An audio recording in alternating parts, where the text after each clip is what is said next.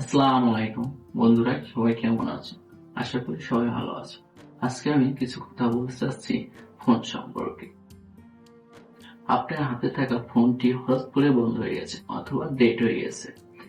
এটি হলে আপনি বা আপনারা কিছু ভুল করে থাকেন, পাওয়ার বাটন টিপতে থাকেন।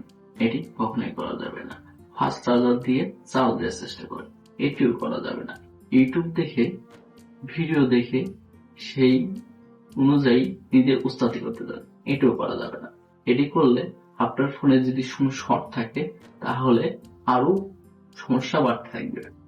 দ্বিতীয়ত, ফোনের যে ফাস্ট চার্জ দেওয়ার চেষ্টা করছেন, পাওয়ার আইসি ড্যামেজ হয়ে যেতে পারে, আরো অনেক সমস্যা হতে পারে।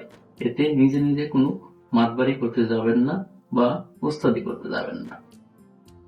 এটি হলে আপনারা আপনার আশেপাশের ভালো কোনো টেকনিশিয়ানের কাছে ফোনটি নিয়ে যাবেন, এটি আপনার জন্য ভালো হবে। আশা করি আমার কথা বুঝতে পারছেন, এবং আমার ভিডিওটি যদি ভালো লেগে থাকে অবশ্যই একটি লাইক, একটি কমেন্ট এবং ফলো করবেন। অবশ্যই নেক্সট কোনো ভিডিওর জন্য অপেক্ষা করবেন। ধন্যবাদ। আসসালামু আলাইকুম।